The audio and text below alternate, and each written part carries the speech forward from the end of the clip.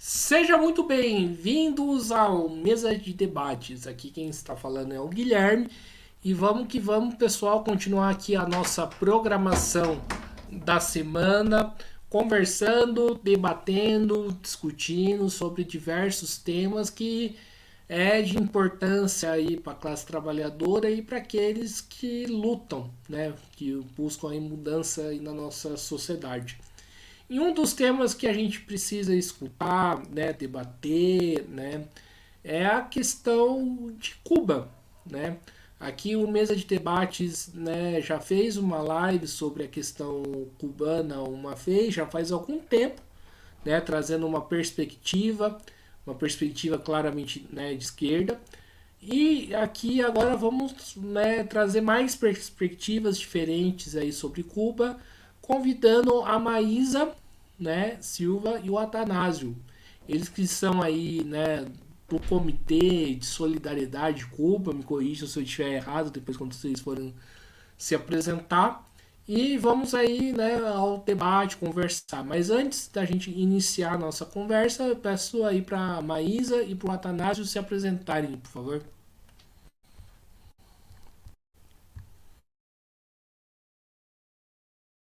Primeiro, Atanásio, que você vai falar primeiro.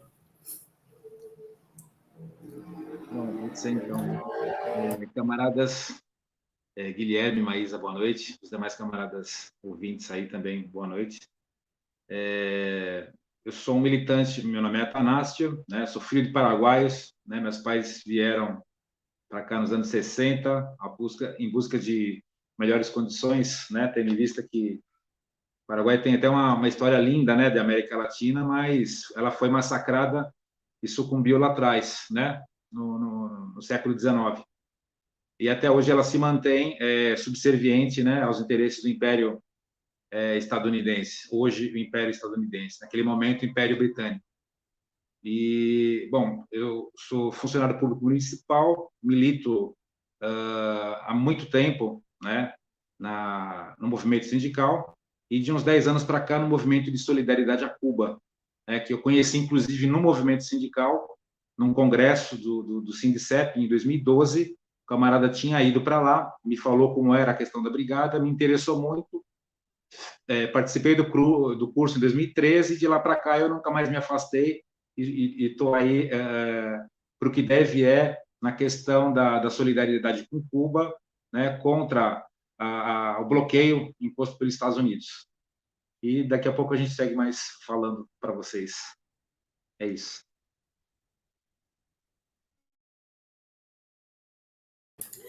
Meu nome é Maísa, né? Como já está colocado aí. Eu faço parte de uma organização chamada CCT, né, que é uma célula comunista de trabalhadores, e do Movimento Paulista de Solidariedade a Cuba. Eu já participei de algumas atividades em relação a Cuba, né, que o Atanásio vai explicar, que são as brigadas, e uns 3 anos para cá eu tenho participado de caravanas, que é uma outra forma de estar em Cuba, de prestar solidariedade a Cuba, nesse momento, né, que a gente sabe que é bastante difícil. Então é isso. Maravilha, pessoal. Então vamos aí para a primeira pergunta, né? Já pegando aqui já a parte final aí da introdução da Maísa, né? Nós estamos falando de momentos difíceis, né? Quais são qual é o momento difícil que Cuba está passando, né? Primeiramente, né? Quais são os problemas, as contradições do país que existe hoje?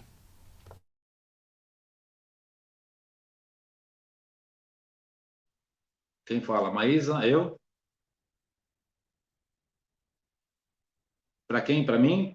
A pergunta é para mim, para Maísa, para ambos falarem. Quem começa primeiro? Eu começo, Maísa? A pergunta é para ambos falarem. Como vocês escolheram, né, duas pessoas falarem, as duas pessoas respondem a mesma pergunta. Se o Atanásio quiser falar e a Maísa complementar, beleza. Se a Maísa quiser falar e o Atanásio quiser complementar, beleza. Bom, eu posso falar, Maísa? Bom, vamos lá.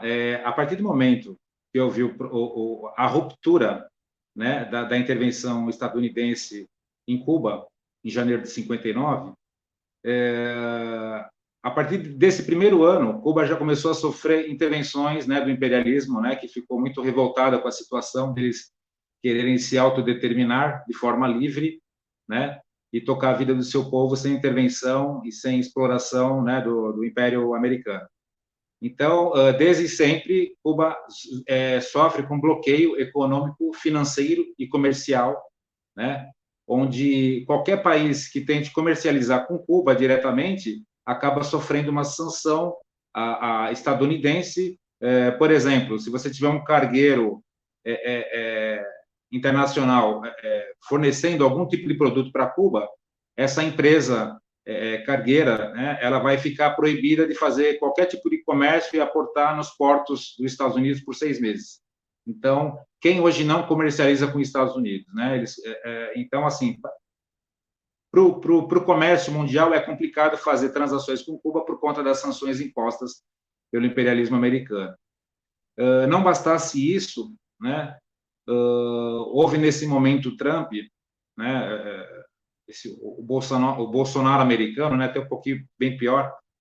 O que ele fez? Em maio de 19, ele editou uma lei chamada o artigo 3º da lei Helms-Burton, que acirrou mais ainda esse enforcamento, esse estrangulamento econômico comercial contra Cuba.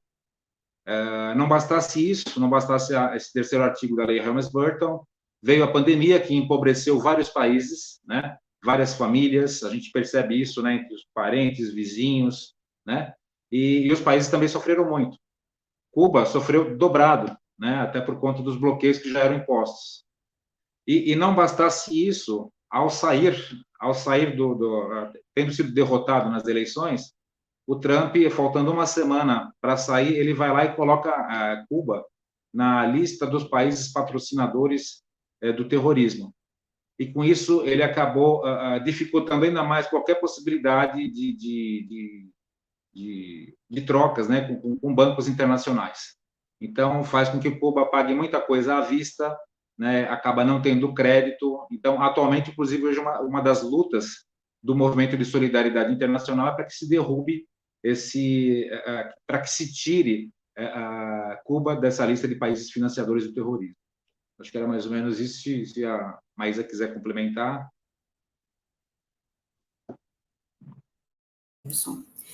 Então, como o Atanásio colocou, esse bloqueio, ele afeta o país como um todo, né? Não só no setor econômico, mas comercial, financeiro e também midiático. A gente sabe que Cuba sofre, né, de propagandas mentirosas, né, as chamadas hoje fake news. E o que faz, né, o que ocasiona para Cuba? Por exemplo, o Atanásio citou a questão da pandemia, né? Durante a pandemia, Cuba não tinha material assim, não tinha seringa, que foi feita inclusive uma campanha internacional para enviar seringas.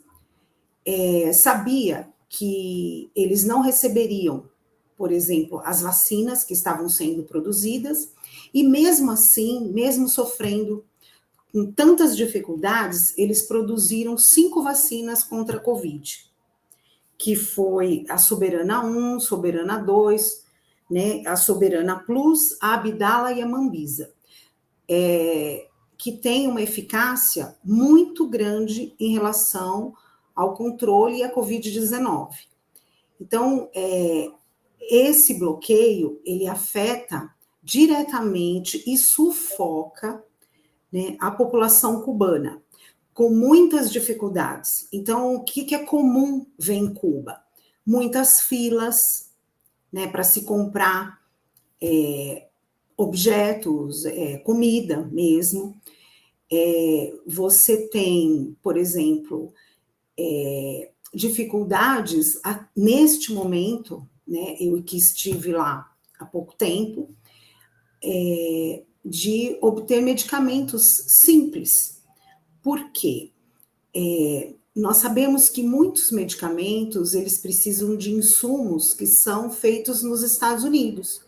E por conta do bloqueio, não tem acesso.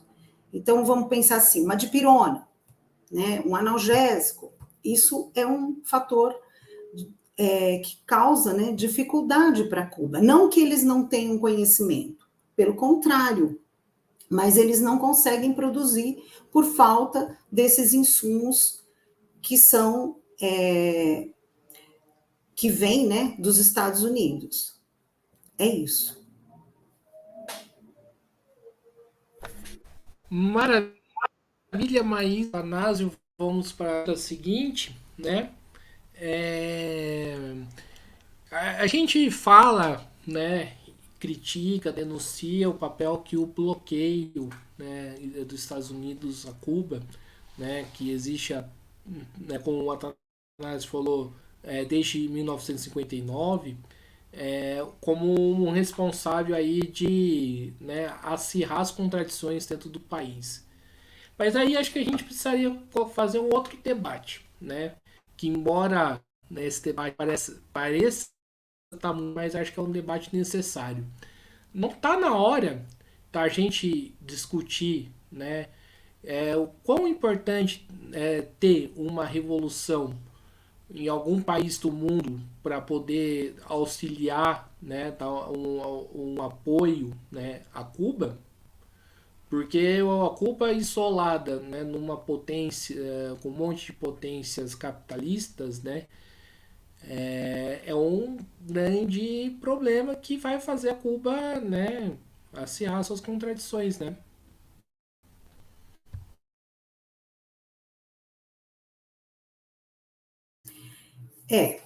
Existe até uma frase que a gente diz, né, que a melhor forma de ajudar a Revolução Cubana é fazendo a nossa revolução. De fato, Cuba sofre, né? A gente costuma dizer que é um farol, principalmente para nós, né, que somos socialistas, que concebemos uma sociedade diferente, e seria muito importante. Mas nós sabemos também que para acontecer uma revolução precisa ter as condições objetivas e subjetivas. E isso a gente vê que a maior parte dos países não consegue. Cuba recebe ajuda, né? Não assim, depois de 1900, depois da queda, né? Saída da União Soviética, as coisas ficaram bem difíceis. Mas Cuba sempre consegue, de uma forma ou de outra, apesar de todas as dificuldades, e tem necessidade, né, de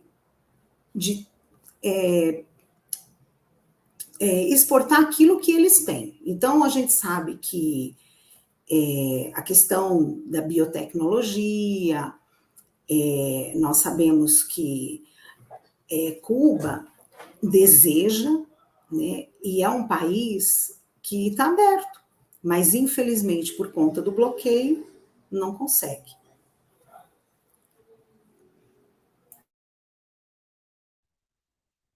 Camaradas, eu acho que nós, por exemplo, estamos aqui no Brasil, né, no governo, o governo Lula, né, com, digamos, uma sacola de um monte de, uma salada, né, de partidos aí que acompanham desde sempre, mas temos vários aí que estão aí compondo para se formar um governo. A gente tem uma situação bem complicada na gestão do país.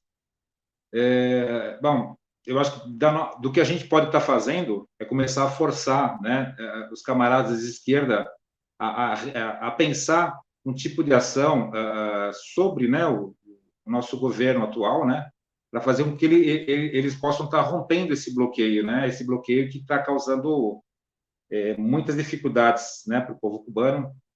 Então, eu acho que a gente tem que começar a pensar em iniciativas aí, de começar via movimentos de esquerda, dar uma tensionada nisso que está acontecendo, né, com a nossa ilha Farol, e ver se a gente consegue melhorar tudo aquilo que está acontecendo com eles. Tá? Como isso vai ser feito, sinceramente, eu tenho aí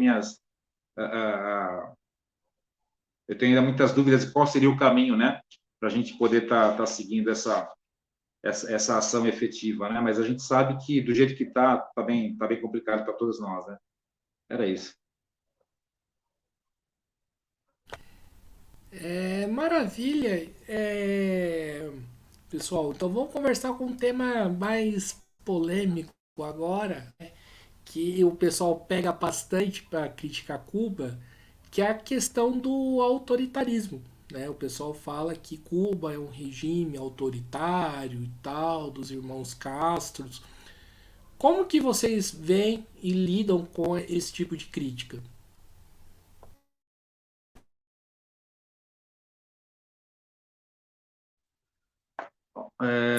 Eu lembro que posso começar, mas eu lembro que certa vez eu estava em 2014 em Havana e a gente entrou na Universidade de Havana, eu e um camarada de Campinas, e aí a gente encontrou 5 jovens, um rapaz e 4 moças, né, 4 estudantes, e aí a gente se apresentou como brasileiros, brigadistas, e um dos rapazes, o único rapaz falou, poxa, tá vendo, o Brasil é um país democrático, lá eles têm eleição a cada 4 anos. Aí eu falei, a gente tem praticamente a cada 2 anos, né? 4 anos os majoritários e 2 anos os municípios. Ele falou, tá vendo? Aquilo lá que é uma democracia. Eu falei, pois é verdade. No Brasil a gente tem a democracia burguesa, né? Onde a gente pode um monte de coisas, né? Qualquer pessoa pode se candidatar, né?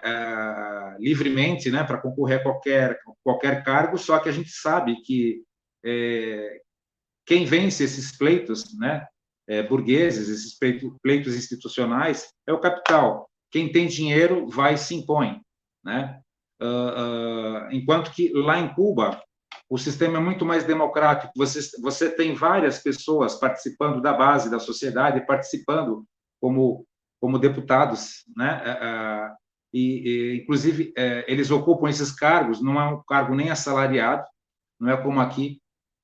Inclusive aqui até uma situação bem esquisita, né? Você tem lá, eu costumo fazer colocar de forma bem franca, até porque eu sou da classe trabalhadora, então eu costumo utilizar um linguajar mais simples. Eu digo, essa democracia aqui é tão interessante que digamos que você ganhe R$1.000 como deputado aqui no Brasil, em 4 anos você vai ganhar quanto? Você vai ganhar R$48.000.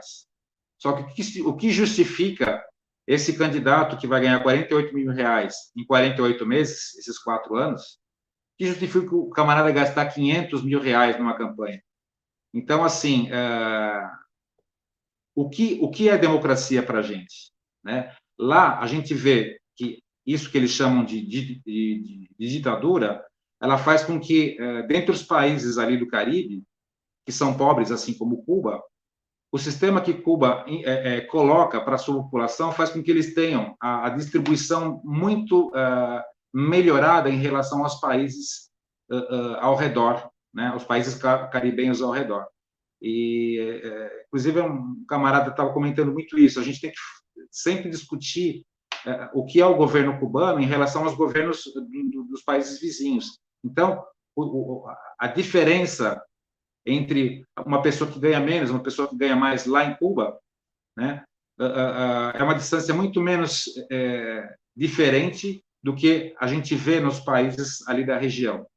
Então, assim, eu acho que a gente tem que discutir o que é democracia, né? Então, eu costumo ter muito claro isso. Aqui no Brasil, a gente vive uma democracia burguesa, na qual a maioria dos nossos deputados, senadores, vereadores, né, são gente que representam uma elite branca, uma elite de classe média alta, né, um povo que representa o capital, né? Enquanto que lá em Cuba não, você vê uma formação, né, desses deputados com gente do povo participando e tocando, né, a vida da sociedade lá. Maísa? Oi. Então, eu queria colocar que em Cuba a gente tem assim vários canais de participação. Então, você tem os CDRs, né, que são agrupamentos, né, de ruas, né, de quarteirões. E lá, nestes CDRs, né, que é o Comitê de Defesa da Revolução, as pessoas discutem todos os assuntos, desde um saneamento básico, existe a Confederação, né, das Mulheres Cubanas, que discutem a questão até, inclusive, do machismo, da violência contra as mulheres, né, e de como modificar essa sociedade, né? Porque, assim, não é porque foi feita uma revolução que ficou tudo perfeito, mas existe esses canais de comunicação, dentro do micro até o macro. Então, você vê, como o Atanásio colocou, os representantes, né, que estão no parlamento, ou as pessoas que se candidatam, elas podem votar e ser votada, né? Qualquer pessoa, representante dos trabalhadores, das mulheres, de médicos, e passam por uma eleição que é bastante democrática, né? E como ele mesmo citou, né, eles não ganham a mais por isso. A gente vê que tem um trabalho a mais, mas não um salário a mais. E ele pode ser destituído. Qualquer um, inclusive o presidente da República. Né? Ele, do mesmo jeito que ele foi eleito, ele pode ser retirado. Então, eu vejo que isso é muito mais democrático, muito mais, exige uma participação muito maior do que a gente vê no nosso país, por exemplo. Né? E quando você estava falando do autoritarismo, tudo, a gente vê que, embora tenha toda uma questão aí das dificuldades, é um povo que está junto com o seu governo. Eu participei agora, né, do 26 de julho, e tinham milhares de cubanos. Eles vão à comemoração, porque por conta de ter muito quente, tudo, 5 horas da manhã, e é voluntário, não é obrigado a ir. E as pessoas estão lá, fazendo a defesa da revolução. Né? O Raul Castro, que continua ainda, né, participando, não é mais presidente, mas a gente tem o Dias-Canel, que é uma pessoa que eu acho que isso é possível ver até nos programas aí no YouTube, não precisa nem levar em consideração a minha fala, acho que pode procurar. Qualquer problema que você tem em Cuba é um presidente que sai à rua e vai conversar com os cubanos. Né? Nós tivemos alguns problemas, inclusive agora, no 1º de maio, aí, de enchente em Cuba, e ele sai à rua para conversar com as pessoas, ele está lá junto com a população. Então, eu acho que é fácil, né, a mídia colocar que é ditadura, que é autoritarismo, mas, de verdade, eles estão muito mais próximos da população do que a gente vê aqui, ou nos países capitalistas.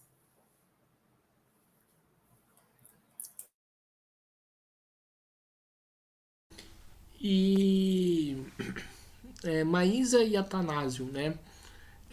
O fato, né, por exemplo, o Fidel, né, ter ficado tanto tempo no governo, isso não seria um problema? Porque, na verdade, poderia ter uma política de, né, formação de novas lideranças, inclusive, né?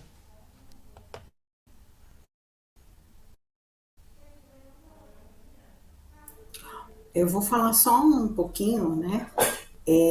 Na verdade, o próprio Fidel, né, durante os congressos do PC, né, do PC cubano, ele coloca, né, a questão da participação não só centralizada nele.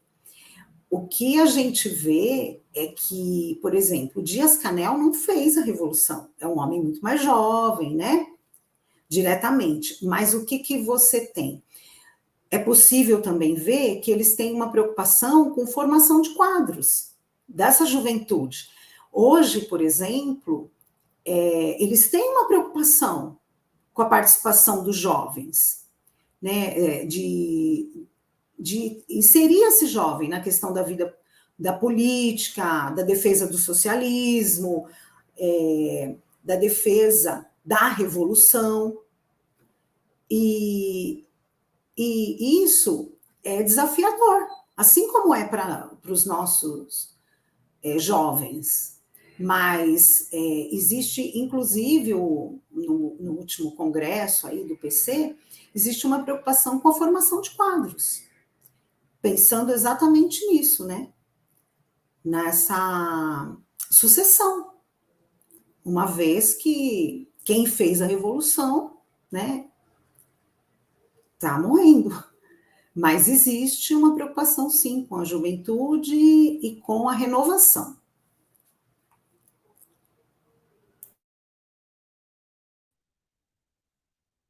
Guilherme, essa última pergunta sua, acabei não escutando direito, né? Deu uma entrecortada aqui, inclusive uma parte da fala da Maísa também, então não escutei exatamente o que você comentou. Eu tinha perguntado sobre a formação política, né, de quadros e lideranças, porque, né, pegando o tempo, né, que o Fidel Castro ficou tanto tempo no governo.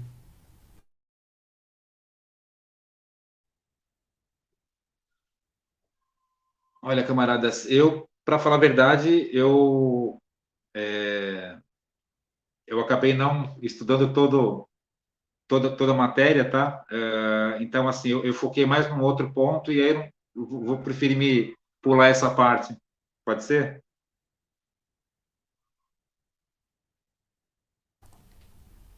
Tudo bem, então vamos para a próxima pergunta, né? Se eu não me engano, em 2020 ou 2021 tiveram manifestações em Cuba, né, que gerou um certo debate entre, né, os próprios setores da esquerda. Como que vocês viram essas manifestações que ocorreram no país? Olha, a gente acompanhou, acho que foi a do 11 de julho, né, de 2021, né, Maísa? Acho que foi 11 de julho. A gente, o que tem acontecido? O governo Trump, quando ele ditou o terceiro artigo da lei Helms-Burton, foi no sentido de estrangular a economia.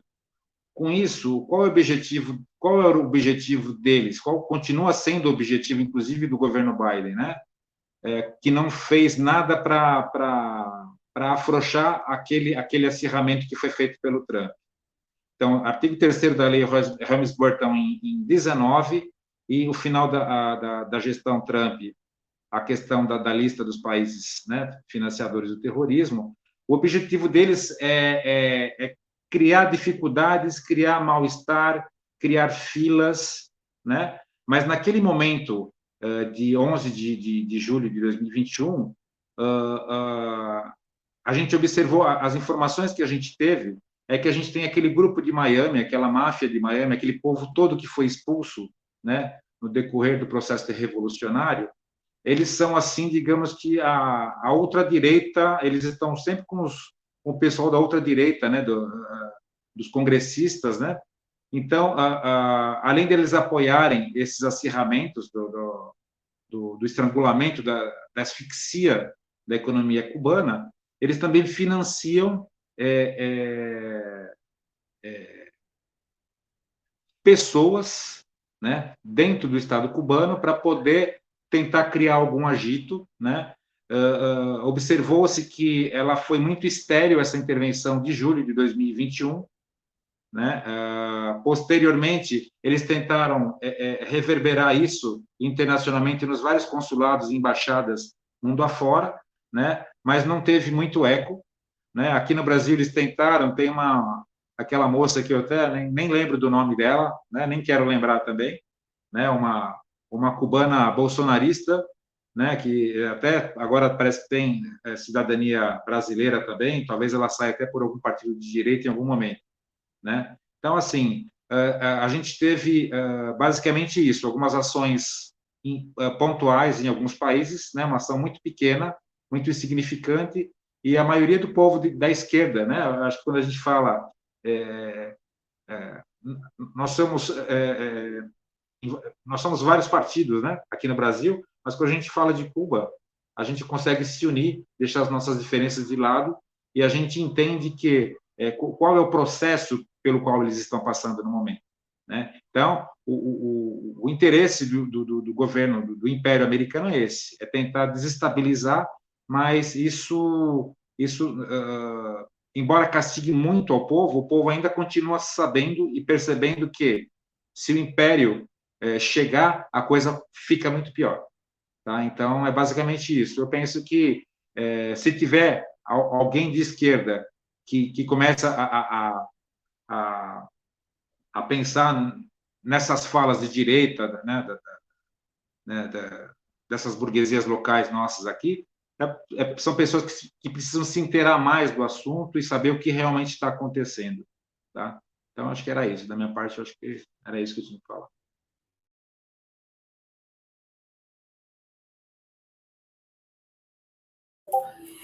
Então, foi uma preocupação, né? Porque, assim, o que a gente viu era né, mídia burguesa, e de fato, a gente, naquele momento, né, não, até porque foi feita uma propaganda muito grande contra, né, olha, estão se rebelando, vai acabar a revolução, as pessoas estão na rua, tal.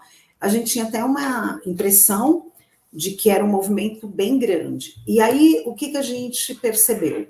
Que esse movimento, ele foi financiado, né, pelos Estados Unidos, e principalmente em relação à questão dos artistas, né, que muitos moram fora, né, moram lá em Miami, nos Estados Unidos, e que se organizaram, né, para fazer esse movimento.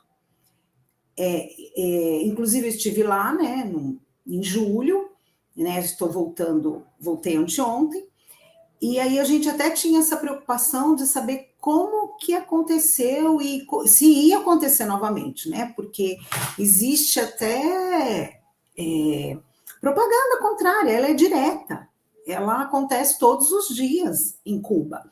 Não só em relação a esse movimento, mas em relação a tudo. Inclusive, tem uma preocupação, e foi uma preocupação levantada, em relação, por exemplo, a drogas. Né? Como que é a questão da droga em Cuba e tal? A gente sabe que existem bombardeios, assim, jogada para a população. Né? Não só propaganda contra o governo, mas a própria droga existe.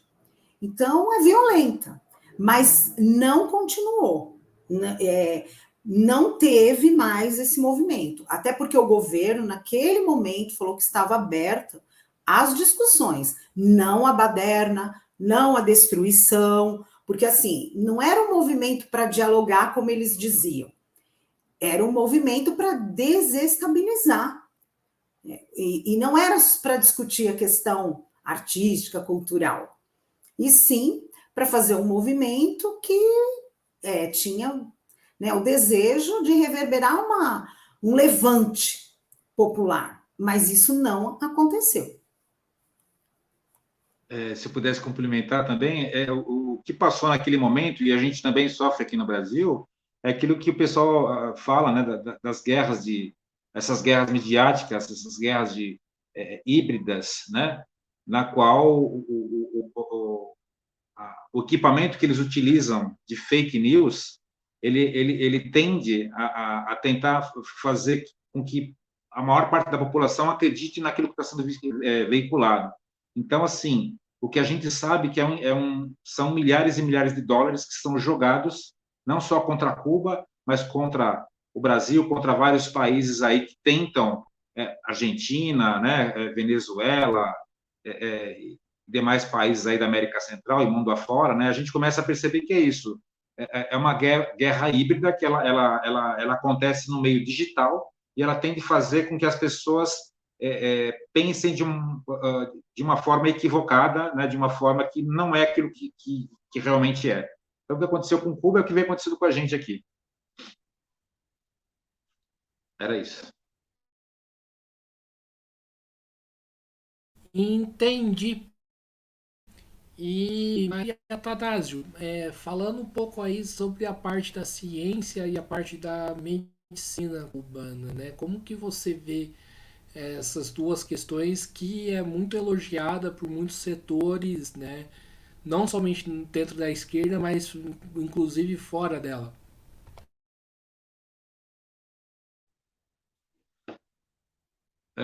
Bom, Cuba, ao longo desse processo revolucionário, eles investiram muito em ciência, a gente é perceptível, né? Você vê a prioridade que eles dão para a educação e para vários outros setores, de modo a fazer com que a população ela evolua não só no pensamento, mas que ela consiga também produzir alguma coisa. Cuba é deficiente em vários aspectos, né? Eles não têm as mesmas riqueza de solo que tem o Brasil, né? Porque lá é um terreno rochoso, mas eles acabaram enveredando, né, para esse lado dos laboratórios, da ciência. Tanto que a Maísa falava logo no começo, né, na pandemia, eles conseguiram, se imagina só que absurdo, eles conseguiram criar 5 vacinas contra a Covid, que inclusive elas foram comercializadas a baixo custo com países africanos, né, e demais países pobres, que não teriam capacidade e condições de comprar da Pfizer da vida, dos laboratórios americanos ou britânicos, né? Então, assim, eles conseguem se manter de alguma forma, como eu estava colocando, ao mesmo tempo que eles fizeram as 5 vacinas, eles não tinham seringas e nem agulhas. Eles dependeram das doações internacionais, do internacionalismo, da solidariedade, né, a Cuba e ao grande trabalho que eles estão desenvolvendo. Então, assim, eles ainda continuam produzindo coisas, mas é importante que a gente possa estar intervindo da melhor forma para que isso continue acontecendo e eles consigam se manter por muitas décadas e centenas de anos aí nessa ponta, né? Nessa ponta em relação aos países pobres, né? Que eles chegam a se comparar a países ricos, né? Na produção de vários tipos de produtos científicos e da medicina, né? Então, né, qual é o diferencial? Primeiro, existe uma formação, né, profissional dos médicos e mesmo dos cientistas, que ela inicia basicamente desde quando o aluno entra na universidade. Então, vamos pensar assim, eu estou fazendo medicina. O primeiro ano é básico, e a partir do segundo ano, já começa um contato direto com a população, e existe, até conversando, né, com uma dirigente, né, do ICAP, que é o Instituto Cubano de Ajuda aos Povos, né, ela disse que tem uma parte que é a chamada de estudo científico. Então, são alunos que já se identificam com a questão da pesquisa, já se interessam, fora essa formação que ele vai ter essa formação geral, como todos os outros alunos, ele vai sendo direcionado para esse estudo científico. Então, essa formação, ela se dá ao longo desse processo educacional. E o governo investe nisso, com muitas dificuldades. E isso faz com que os cubanos possam avançar.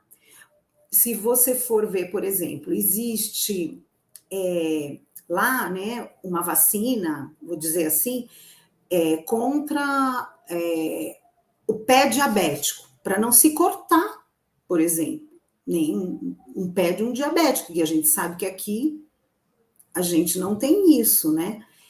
E uma vacina contra câncer de pulmão, não vai curar, mas já está bem avançada.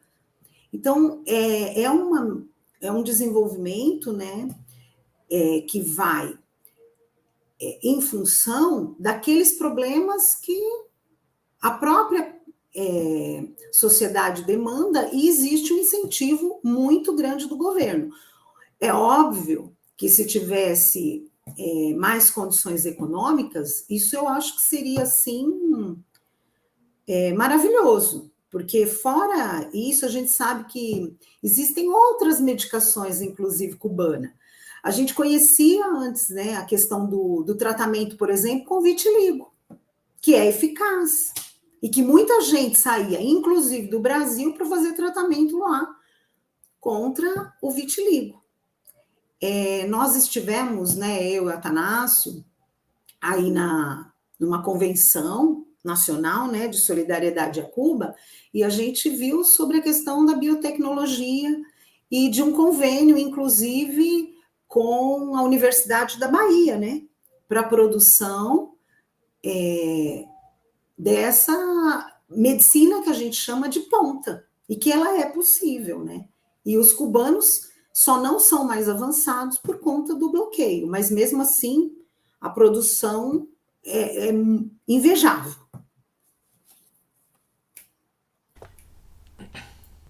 Entendi.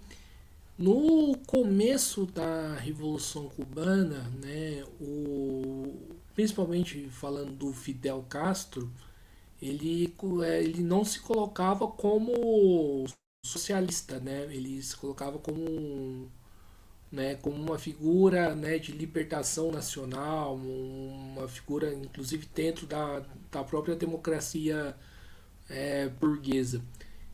Depois, né, o Fidel se autoproclamou, virou socialista, né, dizia ser socialista.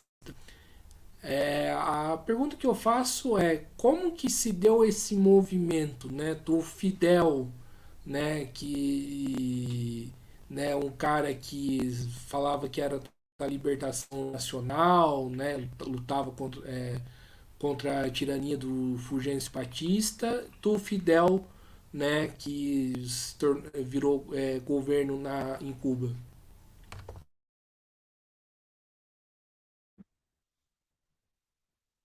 Olha, se não me engano, ele começou a ter uma postura pró-socialista e percebeu que não daria para ele ficar sozinho na pista sem optar por um dos lados, quando houve a tentativa de invasão na Baía dos Porcos, aonde eles perceberam que os Estados Unidos estava intervindo, a CIA estava intervindo, e para não intervir diretamente, como governo imperialista, eles se utilizaram dos cubanos que estavam em Miami. Então, acredito que foi mais ou menos a partir dali que ele percebeu que se ele não tomasse um posicionamento, iriam acontecer outros tipos de intervenção lá, até eles voltarem a retomar Cuba para eles, né? Cuba para os Estados Unidos, né? Então, acho que naquele momento ele começou a perceber que ele tinha que tomar uma postura e se aliar aos países do bloco socialista. Então, pelo que a gente concebe, né, de ver da história, a gente percebe o seguinte, que não só Fidel, mas quem o antecedeu, como José Martí, Céspedes, o que eles têm em comum? A questão da independência de Cuba. Isso é muito forte, essa questão da independência de Cuba. E isso a gente até pode perceber, porque assim, o próprio Fidel declara, nós estivemos até no centro Fidel Castro, que agora tem em Cuba, que ele fala que ele se tornou socialista estudando o capitalismo, vendo que as contradições do próprio capitalismo, e que assim, é uma ilha, é muito pequena, e qual que era a saída? Era a questão da independência e da valorização de algo que a gente, às vezes, até negligencia muito, que é a questão do patriotismo, né, da defesa do seu povo. Então, isso é muito forte. Por exemplo, o cubano, apesar de todas as dificuldades, ele gosta de ser cubano. Ele defende Cuba, defende essa independência, conhece a sua história. Isso faz muita diferença. E é óbvio que a gente sabe que, olhando ao entorno, por exemplo, Cuba, por ser uma ilha pequena, a gente vê o que acontece com os outros países ao redor. Eles são vizinhos ali do Haiti. Olha a situação do Haiti. Mesmo de Porto Rico, né, que não tem independência. Então, isso os cubanos têm de conhecimento. E eu acredito que foi muito em função da Revolução e do caminho tomado por Fidel Castro, que é a questão da valorização, né, do povo cubano, da independência de Cuba. Né? É isso. A postura da União Soviética, né, com a política de revolução num só país, ajudou no isolamento de Cuba, na opinião de vocês?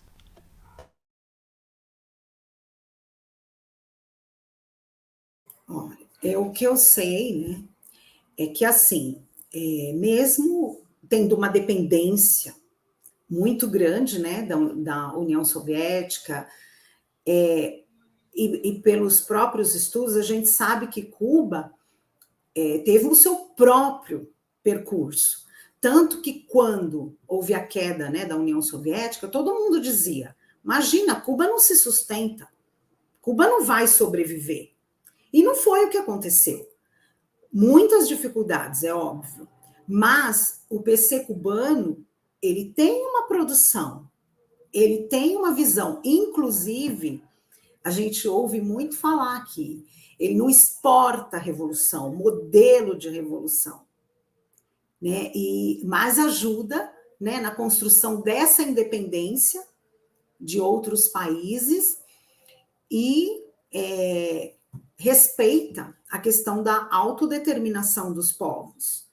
Então, se fosse assim, né, eles teriam tido o mesmo percurso da União Soviética, o que não aconteceu.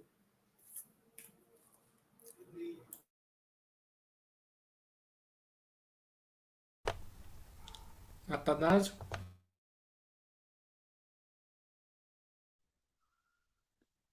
Eu tenho um acordo com o que a companheira Maísa falou, não penso em fazer nenhum acréscimo nessa questão aí.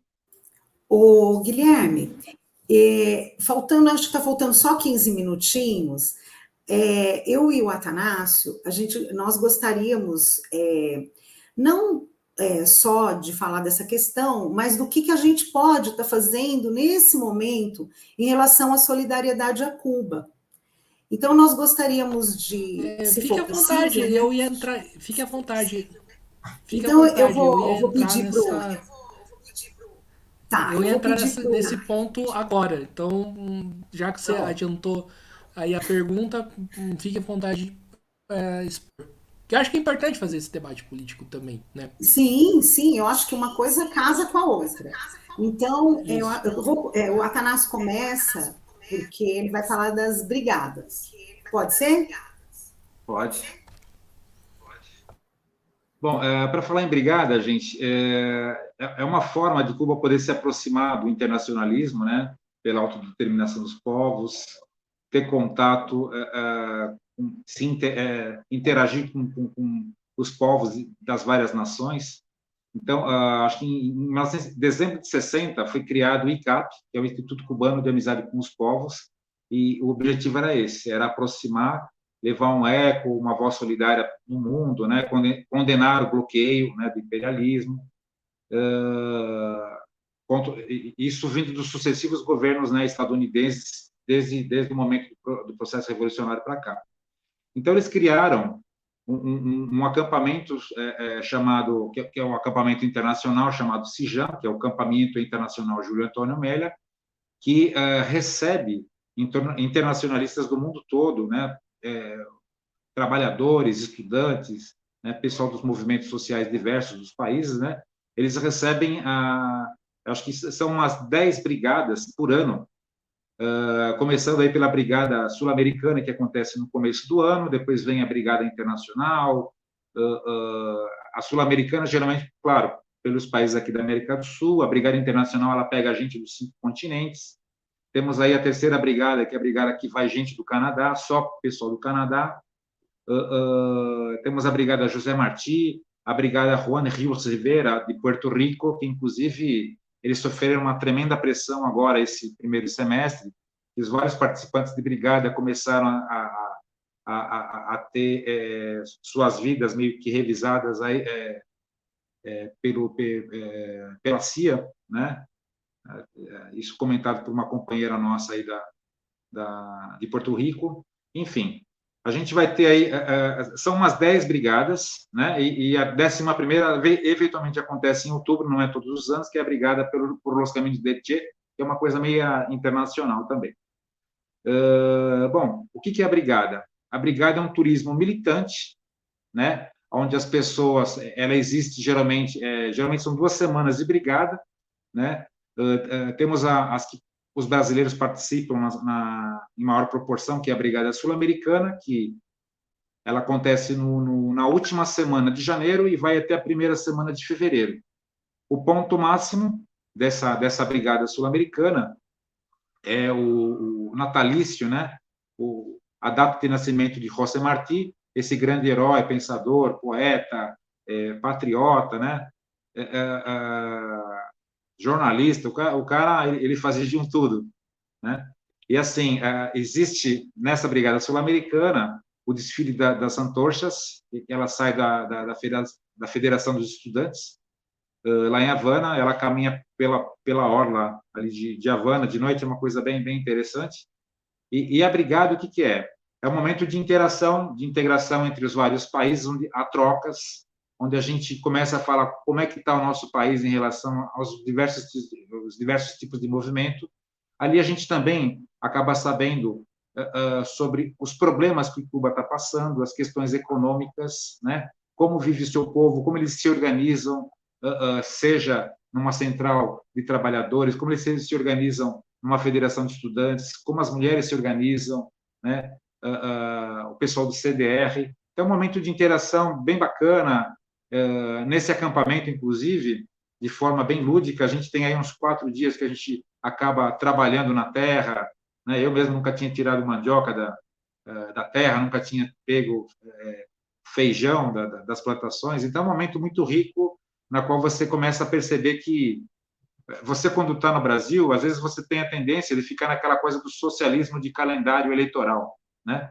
E quando você chega em Cuba, você percebe que a coisa lá, a pegada é diferente, é o socialismo real, né? É o que eles conseguem produzir, e é um sistema totalmente diferente do nosso, né? Onde, por exemplo, você tem uma polícia que ela não vem para bater em você, ela vem para te auxiliar em alguma coisa, então é uma coisa bem, bem interessante. E a nossa brigada, esse ano, já é mais importante, ela vai acontecer de 22 de janeiro a 4 de fevereiro, né? É a 29ª Brigada Sul-Americana de Trabalho Voluntário e Solidariedade com Cuba, onde agora, sábado, dia 5 de agosto, nós faremos às 14 horas um encontro para poder falar o que é a brigada, né, como que ela vai funcionar, valores, que estão em $660 atualmente, né? Temos também a forma de você poder participar é essa. Tem a questão dessas diárias, $660 para você ficar 14 dias, café, almoço e janta, uma pensão completa, fora as visitas que você faz em pontos históricos da Revolução, né? Troca de ideias com esses movimentos organizados dentro de Cuba. E é um momento muito rico para a gente poder apresentar, para a gente poder conhecer e poder valorizar, e com isso tentar trazer alguma coisa para cá também, né? Daquilo tudo que eles produzem de lá, de cultura, de esporte, de política, né? Eu acho que era isso, não sei se faltou falar alguma coisa, eu acho que era isso, né, Maísa? Faltou endereço, Atanásio, para quem for de São Paulo. Rua da Fiação, desculpa, tá, pessoal? Estou emocionado aqui. Vamos lá. Rua da Fiação Saúde, 335, Estação Metrô Saúde, 14 horas. Tá? O nosso coordenador estadual é o camarada Everton São Paulino, que nem você, Guilherme. Bom, Inclusive, o São Paulo tá perdendo, né? Por causa do Papa. Mas, enfim. então, É, mas, enfim, então acho que podemos encerrar aqui a nossa entrevista, eu né? queria Acho que falar foi sobre as bastante. caravanas. Pode Pode ser? falar, então. Então, para quem não pode ir às brigadas, porque as brigadas são com datas fixas, existe também as caravanas. Após o bloqueio, né, principalmente do Trump, a gente sabe assim, a queda da União Soviética, Cuba começou a investir no turismo, porque é uma ilha linda, maravilhosa, o povo maravilhoso, é uma pintura, né? E aí, para driblar, né? Hoje a gente sabe que o número de turistas é bem menor, existem também as caravanas. O que são as caravanas? São pessoas que vão a Cuba, que não podem ir nas brigadas, ou não querem, ou não. Por quê? As brigadas têm datas fixas e as caravanas não. Então, o mínimo de pessoas, né, para participar de uma caravana são 15 pessoas. Como que faz? Essas pessoas interessadas, elas entram em contato com o ICAP. Hoje, a pessoa representante, né, do ICAP é a Tânia Parra, e aí, junto com essa organização política, vai ter a Amistur, e que é a parte turística, e aí você pode ter caravanas temáticas. Então, tem gente que vai a Cuba porque quer participar de um festival de cinema, outro que é um festival de arte, de dança, de música. Então, estas pessoas são muito bem-vindas, é um jeito de driblar, né, essa questão do bloqueio e, ao mesmo tempo, trazer divisas para Cuba. Então, é muito importante. Cuba precisa, nesse momento, a gente começou falando sobre isso, né, da nossa solidariedade. E ela se dá de todas as formas. E uma dessas formas são as caravanas também. Então é isso aí, pessoal. Né? Podemos, acho que, encerrar a entrevista. Né? Quero aqui agradecer a Maísa, o Atanásio aí pelo papo e passo a bola para eles fazerem as considerações finais. Agradeço, Guilherme, pelo convite, né? Agradeço a Maísa também, pela explanação aí. Percebi aqui que eu não estava preparado para todas as perguntas aqui, mas eu acho que é isso. Minha primeira live aí, eu estava focado mais na questão da brigada mesmo, mas agradeço aí e aos espectadores aí por nos escutarem nessa uma hora. Eu também agradeço, né, a participação, o Guilherme pelo convite, o Atanásio também, né, que se prontificou, né, a dividir comigo, né. Para nós é muito importante, né, tudo que a gente puder fazer, tudo que a gente puder falar sobre a questão de Cuba, né. Então, eu agradeço e acredito que, assim, se alguém tiver alguma dúvida, outros programas poderão ser realizados, porque, assim, fica aqui também o convite, né, para quem puder, quiser, estar visitando Cuba. Se puderem visitar nossas páginas, Movimento Paulista de Solidariedade a Cuba, Movimento Brasileiro de Solidariedade a Cuba, né? Que eu me lembro nesse momento são esses dois aí. Então é isso aí, pessoal. Mais uma vez agradecendo a Maísa e o Atanásio, agradecendo também a você que estiver nos assistindo. Peço aqui que se inscreva no canal podcast Mesa de Debates de Tudo Um Pouco. Curta, compartilhe, comente o nosso trabalho. Também curta nossas páginas do Facebook, Instagram e também no TikTok. E quem puder contribua com o nosso Pix 385-007-02800 CPF e também no nosso Padrim, www.padrim.com.br/podcast Mesa de Debates. Então, por hoje é só. Muito obrigado a todos e um forte abraço e